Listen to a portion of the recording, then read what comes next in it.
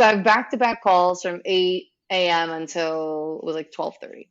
And by like 10 a.m., I started having contractions. And I'm like, okay. So I'm thinking maybe it's Braxton Hicks. I was induced the first time, so I'd never been in labor, so I don't really know what it feels like. And I'm there and I'm in my meetings and I'm literally having contractions. I'm still talking to people and I'm like, now I'm timing them. I text my husband, I'm upstairs, he's downstairs. Ah! And I'm like, I think I might be in labor. He's like, no, no, you're fine. He was like, we have the doctor's appointment at 1. He's like, yeah, yeah, yeah, like you'll be fine. I'm like, all right, yeah, it's probably Braxton Hicks. I'm like, yeah, I think so too. They're getting worse. They're getting worse. By the time my final call happens at 12:30, I'm in like immense pain. I'm still talking on these calls. And I'm like, yeah, I remember telling the person, like, I think I might have a kid today. They're like, really? I'm like, I don't know. So I get to the OB appointment at 1 and she's like, okay, what's going on? I'm like, it's a little bit of an active day. She does the exam. I'm 4 centimeters. Hey! Welcome to 99 Humans. My name is Jeff Lakusta, curious coach and Wall Street Journal best-selling author, striving to understand how little things generate big impact. And I'm Nadia, Carta, tech executive and lifestyle coach with a mission to transform lives and corporations by kindling hearts to generate a zeal for life. Each week, we investigate stories about the human side of leadership to re-energize your spirit and help you become a stronger leader. Because the reality is that leadership is messy, goofy, challenging, but always human. Thanks for spending time with us today. Let's dive in. So I'm going to kick us off because I met Ashley in a customer success conference and I was immediately amazed by her persona, who she is, her job, and her mission. So how about we start with one of our most preferred questions, which is, what are you up to lately, Ashley? Yeah, so mostly work. I have 2 little girls, which is going to be the big piece of my story. So similar to you, Nadia, but yeah, so I run customer success. We're a waste software company, and so mostly I'm just traveling right now. So for the past 10 weeks, I've been traveling every other week. So I'm finally slowing down a bit. But I've been in India visiting our development team. I've been all over the country visiting our customers, and then in LA last week for a leadership offsite. So I'm all over the place, and I'm trying to take the next few weeks to not travel and try to see my kids. So that's where I'm at right Ashley, you gloss over it as if this is so easy, but a waste software company. now. I am so curious what that means, and you're the Sure. founder of this company. How the Yeah, I'm heck one of does the one become co-founders. inspired to create waste management technology? So so I'll keep my like the rest of my the rest of my professional journey short, but majority of my experience is in financial services. I ended up taking a job in real estate, which it didn't pan out. And so I was scrambling. I had this like amazing career and I took this opportunity with a friend and I ended up kind of getting, screwed over a bit.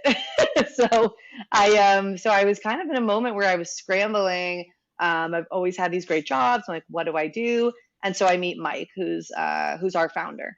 And I was just like, okay, cool. This guy's nice. He's also from Long Island. We're local. Seemed like a nice enough guy. He has 4 generations deep in the waste industry.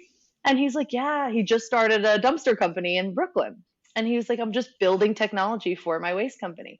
So I was like, all right, whatever. Seems like a normal guy. I need a job. So I just went to work for him. Like, I don't have an ego. I didn't care that I've had like these really great positions. I'm like, whatever, we start over, right?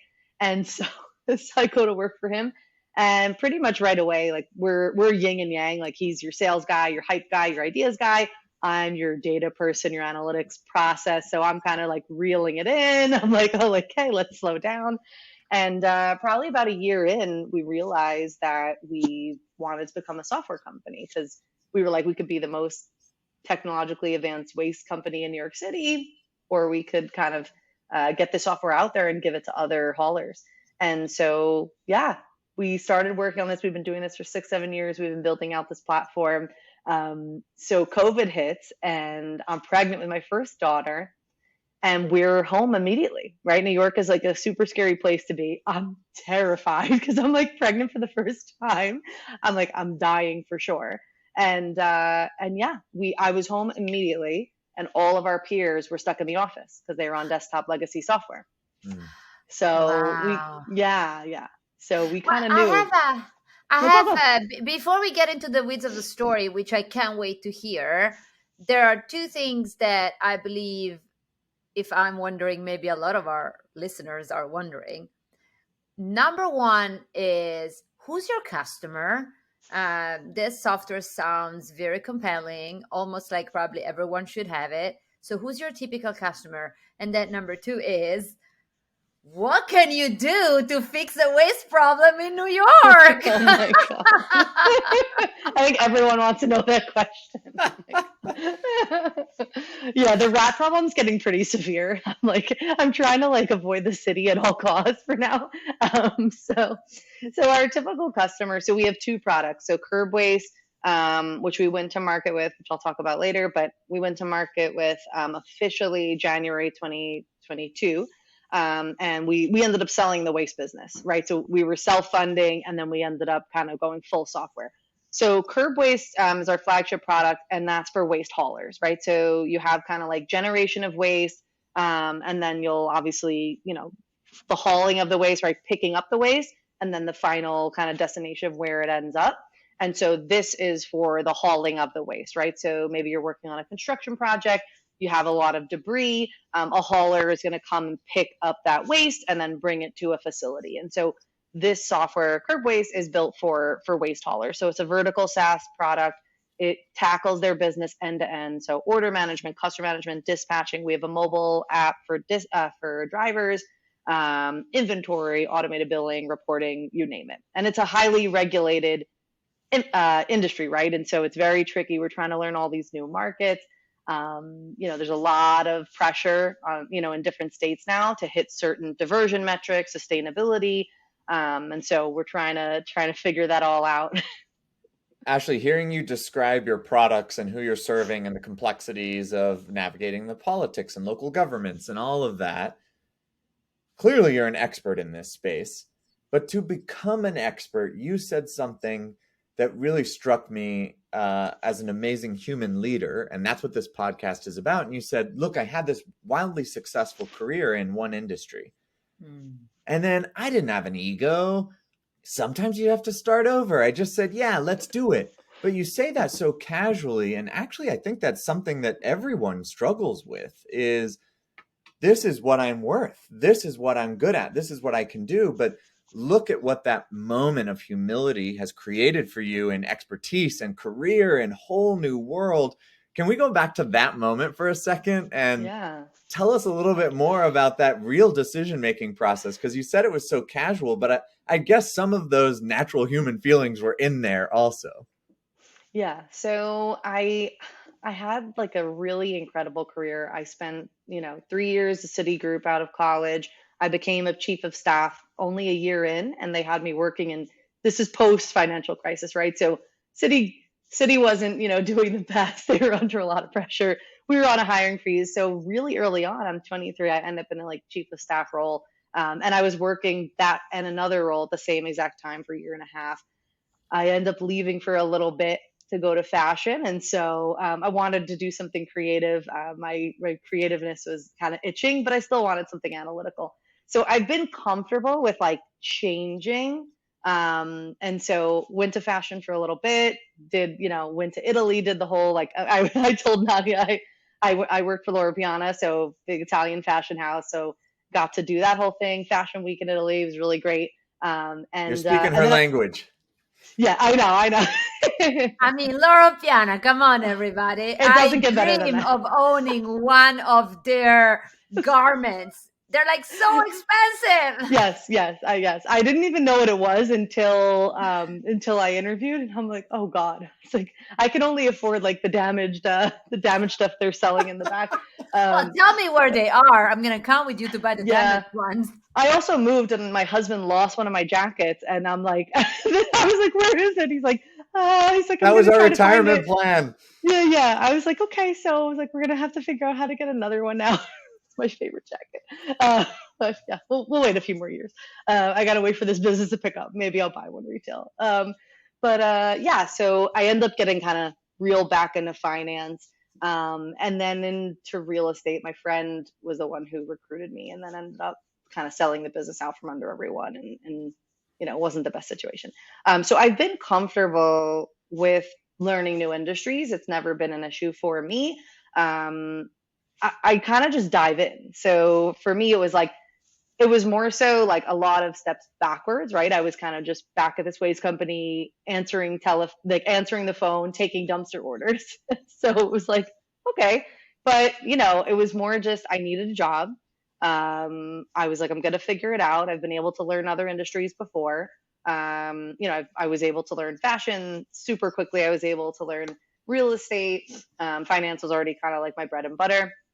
But I was just like, okay, whatever, let's just try it. And now, now we're a technology company, and that's a whole other thing that I'm learning. And it's definitely very challenging because I'm customer facing, which I really haven't been in my previous roles. But yeah, it was like kind of a do or die. I needed a job, and I'm like, Mike seems great. I like what he's doing. And I just kind of dove in, and I got lucky. Like I got lucky in this situation that it worked out that way.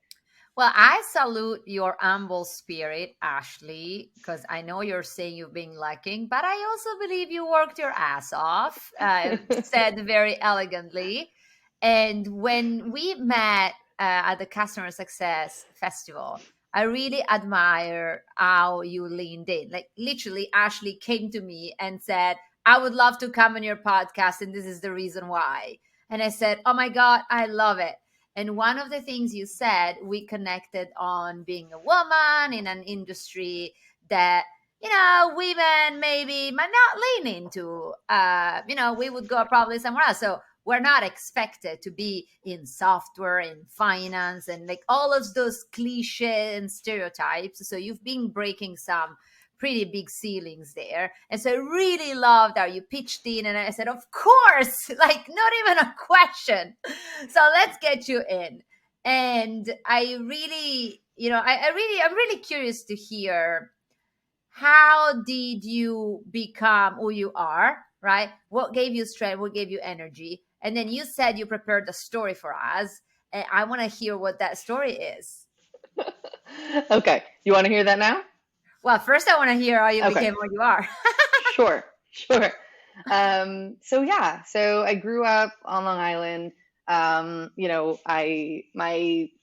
the first person in my family to go to college, actually. My mom stayed at home. She's incredible. She's made so many sacrifices for us. And my father was an entrepreneur. So from the time I was young, I had kind of seen that, entrepreneurship journey. And he came from nothing, and kind of like me seeing that my whole life, it obviously motivated me.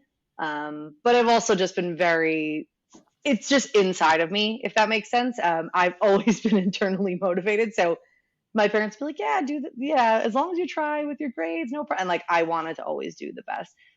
So it was just something like inside of me that I guess I've been born with. So I started working when I was 14. 16. Yeah, so I had worked in real estate through high school and the beginning of college. Ended up going to Baruch and studying finance, and I worked all through college. So I went to class 2 days a week, and I worked the other 3 days a week. So I've always been kind of hustling. Didn't necessarily expect to be a co-founder, to be an entrepreneur. Wasn't maybe necessarily what I had planned, but Mike and I have a lot of similarities in that regard. And so Well, let me pause you there, because if you say that was not necessarily what I had planned, what is it that you had planned? I don't know. I probably figured I was going to be in like a nice big corporate job, I don't know. I wasn't, I hadn't really, I moved around a lot. So I wasn't really sure. Most of my 20s, I was just kind of figuring out what I liked. So I hadn't really planned anything specific. I was just trying jobs, doing well, and then I was like, okay, I'm moving on because I wanted new challenges. Um, I'm not short of challenges today, so I'm fine. It's like, and yeah, especially something you said, Nadia, like on the software side, definitely, not a lot of women. On the waste side, even less women, right? So I'm in a space where, even with dealing with the customers, there's really not a lot of women, kind of leadership or women in general in the waste industry. So it's been, a lot to work through, but it's a really good challenge. And so, Have you had a moment where you've really noticed that? Obviously, it would be visible from a day-to-day perspective, but is there a moment that sticks out to you where you've gone, wow, I'm the only one in the room, or I think this went differently because I'm the only one in the room? yeah, I think that our whole leadership team right now is is male, except for me. So we do have a lot of like women in the company, but in the leadership, I'm the only one. So there are definitely moments where we're in a meeting, or maybe we were at an expo, we were at a happy hour. They're all talking about basketball, and I'm like, I don't really know what to do here. I'm like, or I just deal with different things, right? So like, oh, why'd you check a bag? Like, I have a lot of stuff. I don't want my makeup to get thrown out, so, I know. So, I know, Nadia, I'm sure can They relate. should see my bags. Oh my God, I know. When they It's make like, those jokes, I'm gonna open a very small parenthesis here. I was flying to Munich 12 years ago. Maybe I was a little exaggerated in the baggage I was carrying, but who cares? And I remember there was this male director pointing out how big my suitcase was for the entire trip. I'm like, come on, y'all. Like, leave me alone. I can carry whatever the heck I want. I'm with you. yeah, no, I'm with you too. I know. So the India trip, they were like, oh, how much are you going to bring? I'm like, It's a microaggression. that's a big trip. But yeah, so, and that side of things, I mean, they're all incredible. But it's just so different, like we'll be on these trips, we'll be traveling, and, I don't want to just dive into happy hour. I want to stop in, I want to call my kids. So some things like that can obviously be a little bit like challenging for me.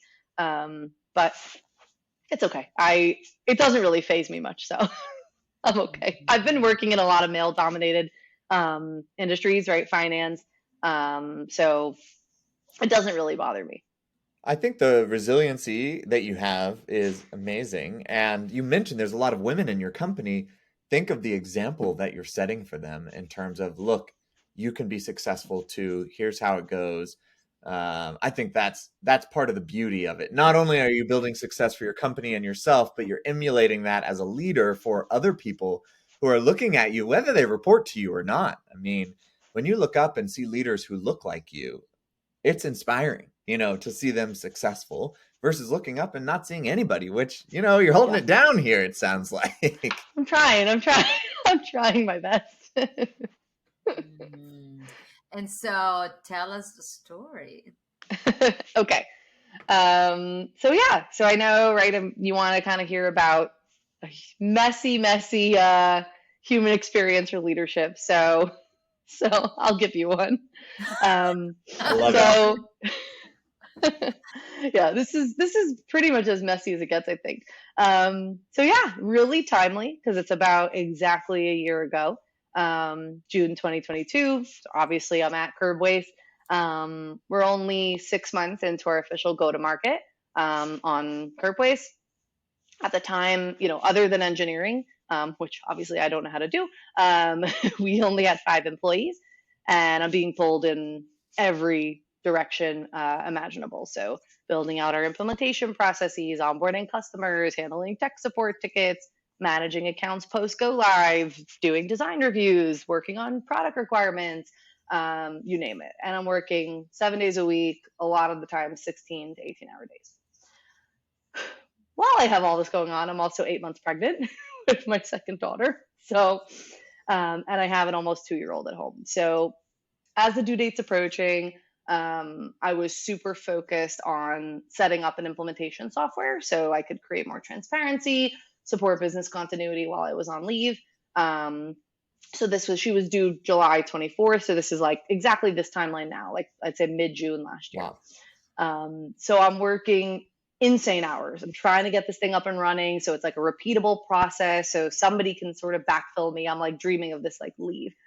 So, yeah. So I'm working these hours. I have this like sneaky feeling she's going to come early. No idea why, but it was just like an intuition. So I kept telling her, like, I think she's going to come early. So anyway, we get to the end of June. I work through the entire weekend to try to like make significant progress, I should say rather, on getting this software up and running, so that the implementation process is really seamless for somebody else to take over. So I work through the whole weekend. I start work on Monday, and so I'll never forget this. So I have back-to-back calls from 8 a.m. until it was like 12:30. And by like 10 a.m., I started having contractions. And I'm like, okay. So I'm thinking maybe it's Braxton Hicks. I was induced the first time, so I'd never been in labor, so I don't really know what it feels like. And I'm there, and I'm in my meetings, and I'm literally having contractions. I'm still talking to people, and I'm like, now I'm timing them. I text my husband. I'm upstairs. He's downstairs. And I'm like, I think I might be in labor. He's like, no, you're fine. He was like, we have the doctor's appointment at 1. He's like, yeah, like you'll be fine. I'm like, all right, yeah, it's probably Braxton Hicks. I'm like, yeah, I think so too. They're getting worse. By the time my final call happens at 12:30, I'm in like immense pain. I'm still talking on these calls. And I'm like, yeah, I remember telling the person, like, I think I might have a kid today. They're like, really? I'm like, I don't know. So I get to the OB appointment at 1, and she's like, okay, what's going on? I'm like, it's a little bit of an active day. She does the exam. I'm 4 centimeters. Hey! She's like, are you serious? I swear. So, oh my gosh. I've been working through, back-to-back calls the whole morning while I'm like legit labor. And she's like, yeah, I think you're going to have this kid in the next like 24 hours. I'm like, oh my God. Yeah. So I'm like, okay, great. So I'm obviously panicking. She's like, oh, if the contractions get to 10 minutes, within 10 minutes for an hour, you have to go to the hospital. They were 3 minutes apart. I scramble. I like run back to the house. I had nothing packed. I was at my in-laws. I say goodbye to my daughter and my older daughter, and we rush to the hospital. She comes 6 hours later. So obviously I'm scrambling in panic when I get home because I have nothing ready for her. No bottles, no clothes like set up, nothing put together. And I also have all this work that I thought I had 4 more weeks to And execute you have on. a 2 years old. I mean, the second pregnancy is so hard because you have the little monkey that wants to be with you, and yet there you are with this huge bump. Yes. I'm with you. I am with you. I have 2 daughters, everyone. You're listening. Yeah. I'm speaking from a position of knowledge. Yeah. Wow. So, and I'm like, I had thought, I had this feeling, but I also was hopeful. Like, I'm like, no, I have 4 more weeks to execute on everything. But the truth of the matter is the business needs they simply don't stop. Right. And I didn't really feel that truly until this moment. The fact of the matter was we had just closed our seed round of, investment. I had a whole team I had to hire underneath me. I had customers waiting to be onboarded because they thought I was going to be around. We still had like product stuff I had to work on. And, I'm trying to build out this whole implementation process for my team for when, I return back to work. So within a week of giving birth, I was back to work. Yeah. So not officially like online, like I wasn't on Slack, but I was working full days to get these things done in the background, play catch up before I officially returned. So training customers, doing interviews, working on building out this onboarding software. And I had a bunch of family members on rotation watching her yeah, while I was working. So yeah, I spent barely any time on my leave with my baby. Most of the time just working, physically recovering. And it was heart wrenching for me. I sat there 5 of the 6 weeks of my leave, hearing her cry. I live in New York, so I don't have that much space, so I could hear everything. So hearing her cry, wanting to hold her, put her to sleep, and there just weren't enough hours in the day for it. So yeah, as a co-founder, I have the responsibility to the business to keep it moving, keep things forward, regardless, obviously, of having a child. And like I said, the business needs don't stop. So this was a moment where my work life and personal life collided in a very unexpected way, with her coming early, me not having my contingency plan in place because she came early. But it may have happened anyway because of the nature of the business and the stage at which we're at. So I returned after 6 weeks, not fully, mentally ready, feeling overwhelming sense of guilt around missing that time with her. Also, I missed a lot of time with my older daughter. Those last like few moments I would have had kind of alone with her, and just an overall lack of confidence in my physical appearance as well. And so, yeah, I returned after 6 weeks, and I'm still working through it to this day.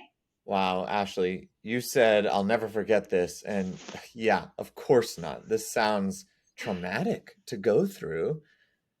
What is the message of this story when you say it out loud and think back on this? What is the message to you about this? I think that, I'm super lucky. Both my husband and I are born in New York, and we've like dabbled at the concept of leaving.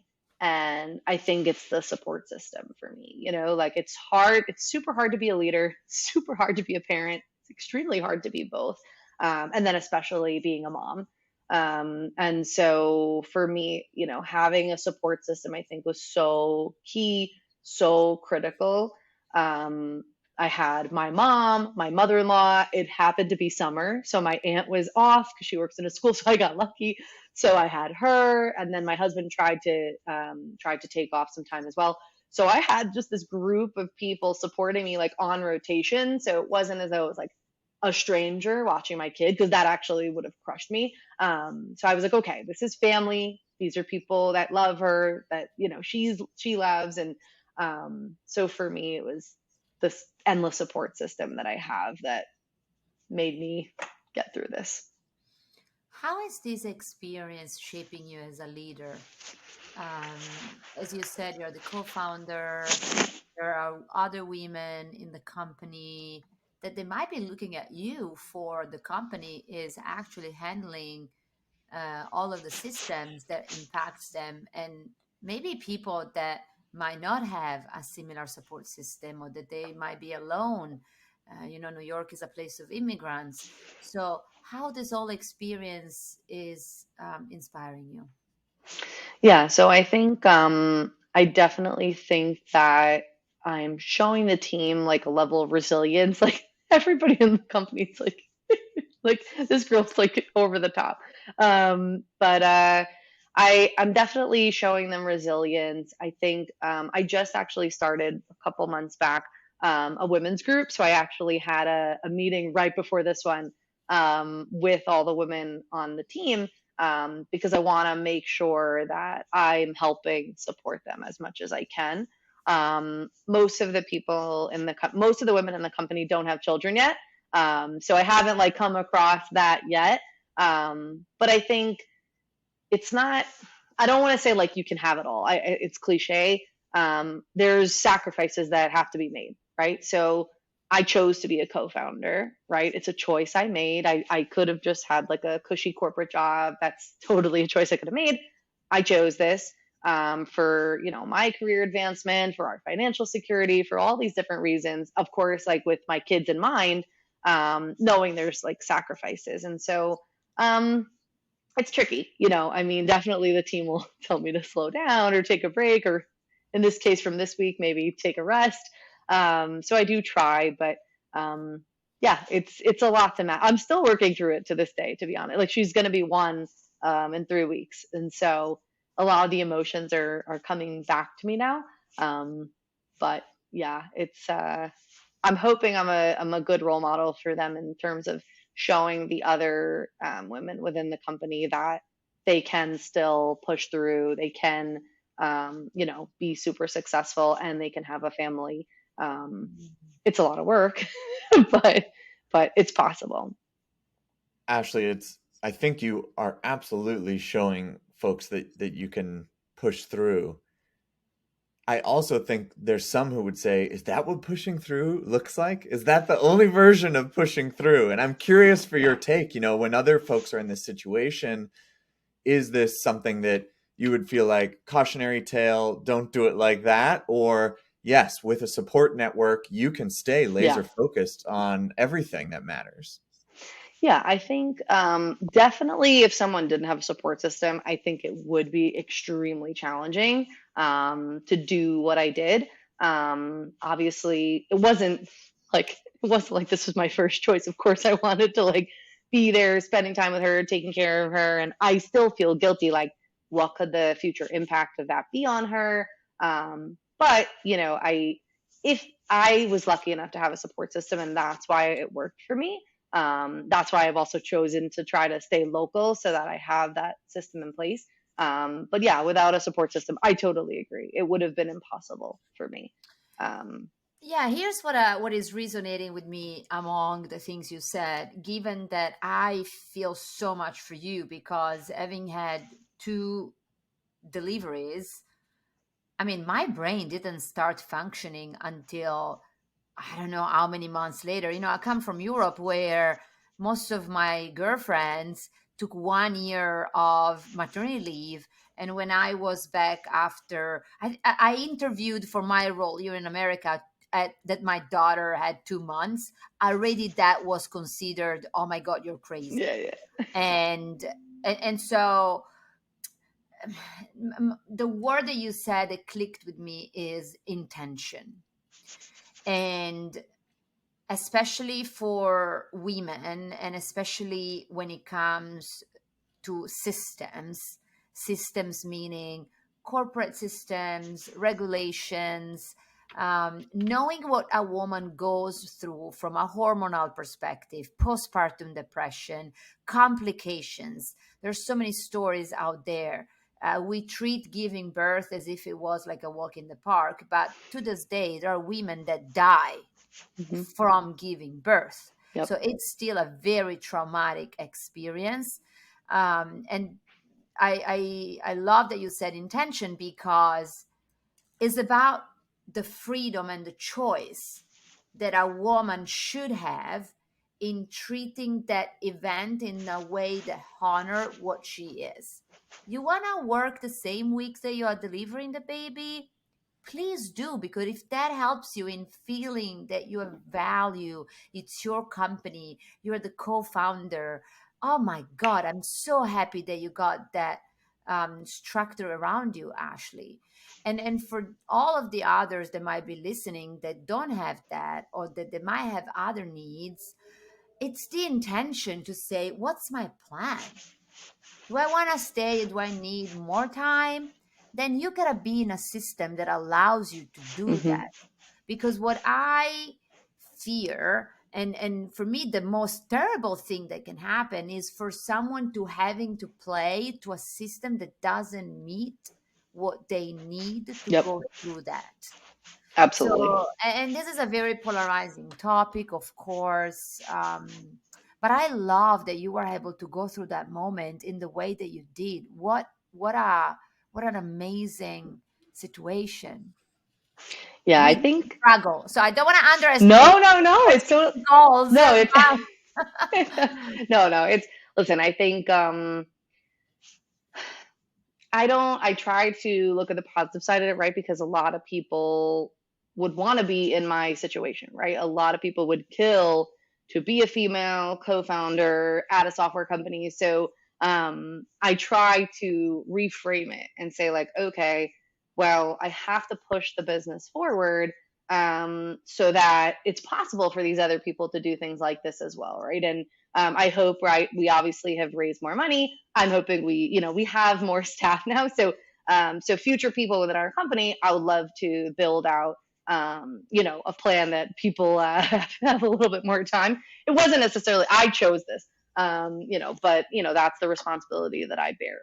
But it also, all that time that I've spent, right, working through a pregnancy, I ended up in the hospital when I was pregnant. I was dizzy for 8 weeks and couldn't walk, and I was still visiting customers. Like, I made a lot of sacrifices, missing out with time with my older daughter, this crazy stressful pregnancy, and then afterwards. And so I had to push through because it has to all be worth it, right? All the sacrifices I've made have to be worth it. And so it just wasn't like I couldn't give up. I had to make sure that the business was going to keep moving.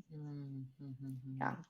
I think your constant awareness of I chose this is the rim, that's very inspiring to me, because in my life, and I have not had a moment at all like what you have had, and so my sympathy is extremely high and my empathy is just very low, but it's I feel for you in the ways that I can.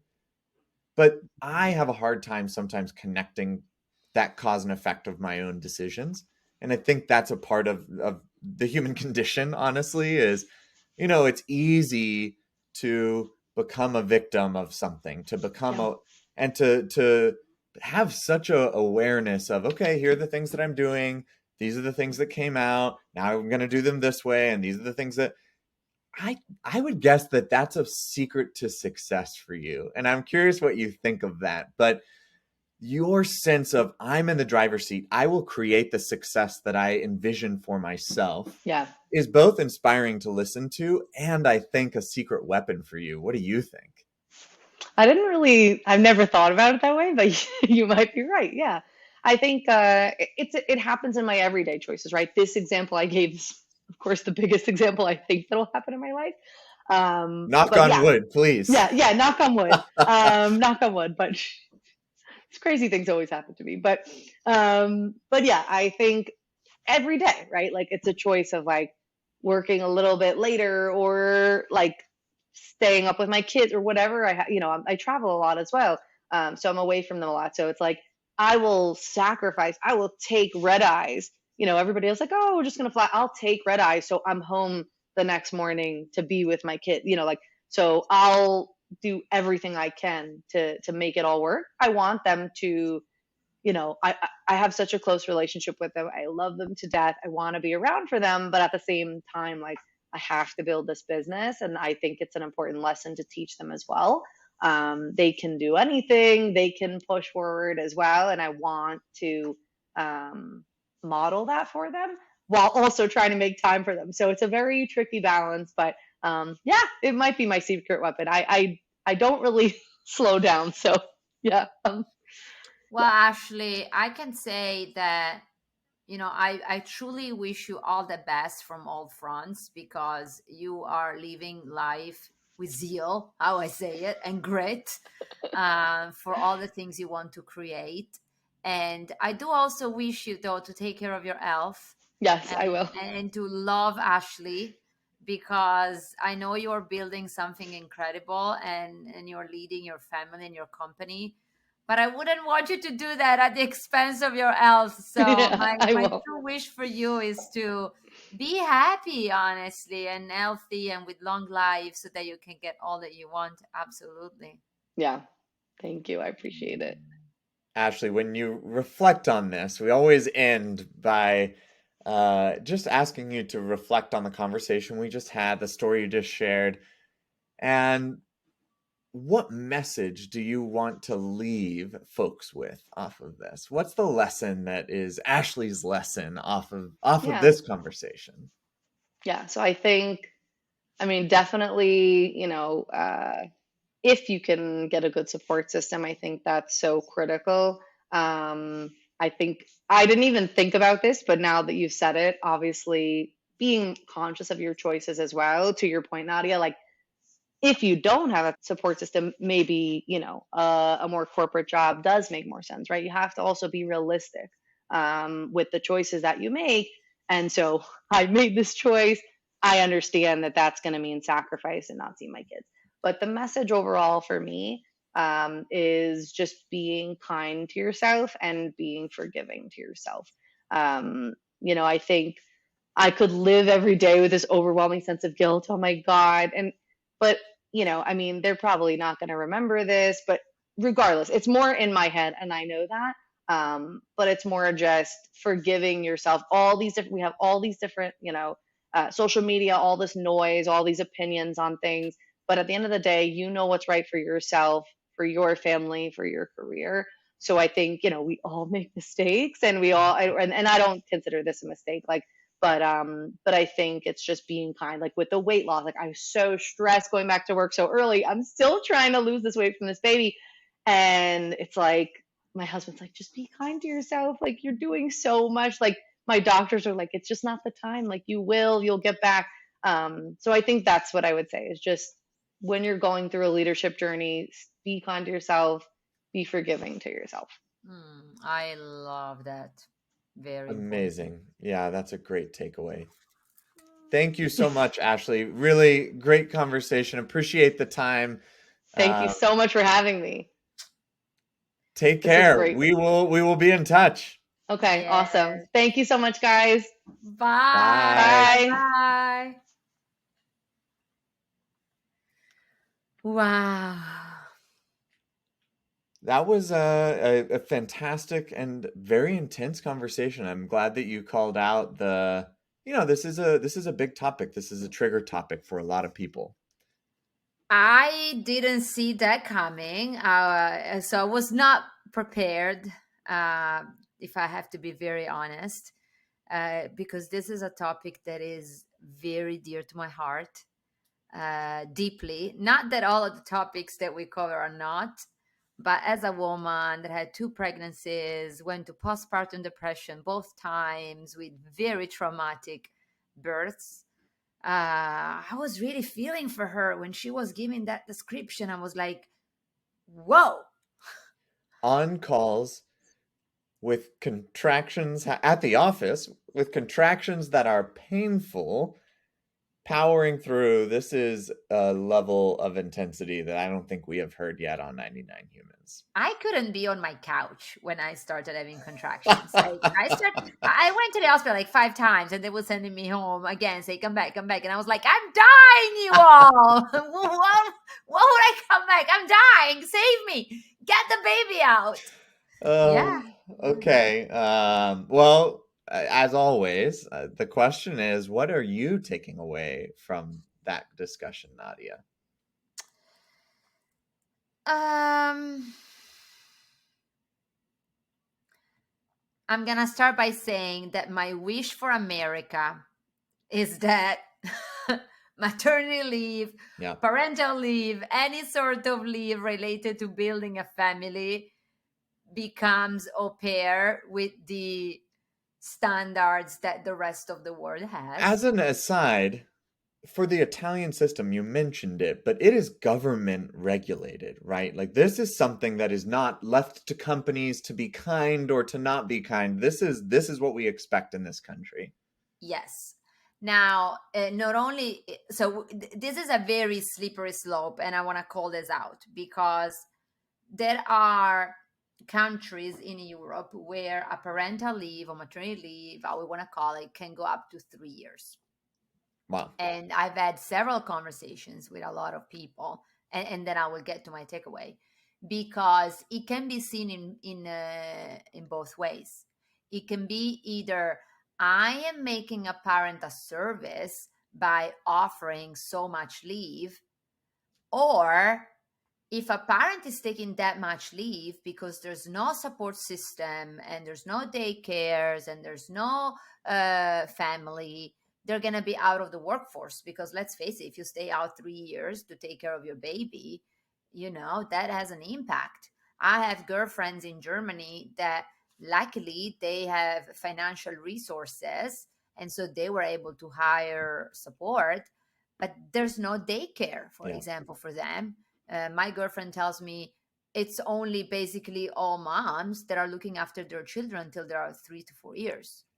I want to hear your takeaway, but this topic is just rising such a natural discussion about the cultural differences, because you are Italian and I am American, and in the US there's almost this pride about how hard we work and the hustle culture, and the idea of giving multiple years off, governmentally regulated, for having a baby. I think most Americans think about that and go, well, no wonder the US has such a big GDP, because we're working a whole lot harder. And part of me as an American actually feels that, where I'm like, yeah, I'm glad we work hard.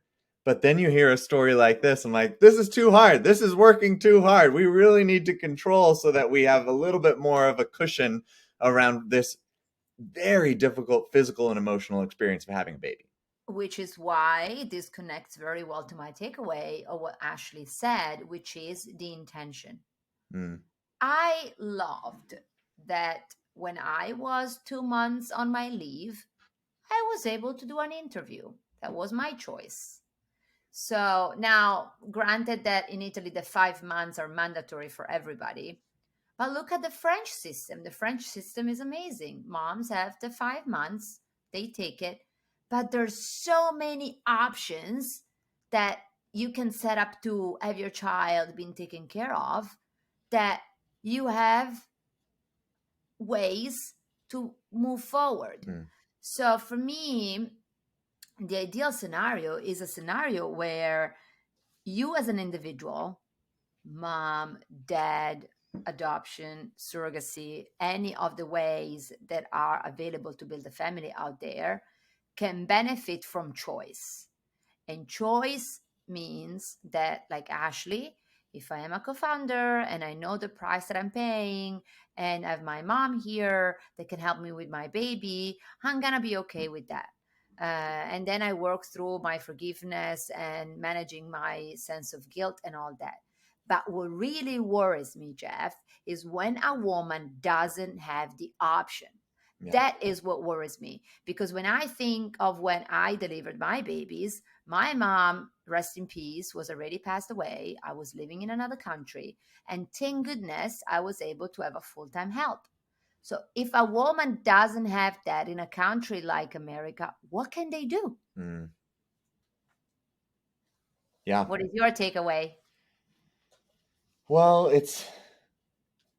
I think the outside of what you have said, which resonates with me, and I love that. And I think you are such an incredible woman, and I'm glad that you had the support that you needed going through this, because I feel for people who don't, and I actually think that's more often than not the case. So it's an important takeaway that you're calling out. I would actually go before that piece of the story, because I really did appreciate how humility shaped her career, because I sometimes think of humility as a desirable leadership trait. Someone is more vulnerable, someone is more able to connect with other people, someone is aware of their humanity despite a lot of success. And those are all nice things to have once you've already made it, in quotes maybe. But the way Ashley added to that was the way that humility built a successful career, the way that humility unlocked new opportunities for her, the advantages of the humility that she had. And I think that was a really powerful reminder of additional reasons that being humble can really work for you. Because I find that to be a trait that's wonderful. Now, of course, there's people who are too humble and need to own their greatness much more. And there's plenty of the other side of the coin to even that. But I will say that for those who maybe humility doesn't come as naturally for, to remember that it can also spark new opportunities is a really fantastic reminder. I love it. It's a very difficult one. And as you said, sometimes the ones that shouldn't be humble are the most humble. And sometimes those that are, the opposite will be like, hey, reality check. So Yeah. I really like that you call that out. Well, what a conversation. It's great to see you as always, Nadia. Until next time. Right. It's great seeing you. And as a reminder, everybody, feel free to visit our website, 99humans.com, where you can find all of the episodes that have been published until today. connect with us on LinkedIn, either Jeff and I or our company page, and you can find our episodes in any streaming platform. Give us a 5-star, and we're so happy that you listen to us. Have a great day. Thanks. Bye. Bye.